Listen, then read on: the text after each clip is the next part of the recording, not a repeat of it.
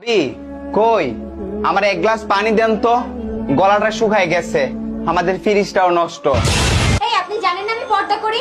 আস্তাগফিরুল্লাহ না বলে ঘরে আসেন, লজ্জা করে না? তওবা তওবা, আল্লাহ মাফ করো সবাইকে। আরে আমার ভাই একটু পানি চাইছে, পানি দিলে কি হয়? পানি দাও। ঠিক আছে আমি পানি দিয়ে দিচ্ছি, আপনি ওই দরজার সামনে যেয়ে দাঁড়ান। ভাবি বুঝতে পারছি আপনি পর্দা করেন, কিন্তু আপনার এই কাজটা কিন্তু ঠিক হয় না। একটু ভদ্রতা বজায় রেখে কথা বলবেন। আল্লাহ পাক আপনাকে হেদায়েত দান করুক, আমিন। তুমি বাজার করে আনো। ওকে, তাহলে তুমি থাকো, আমি গেলাম। হ্যাঁ,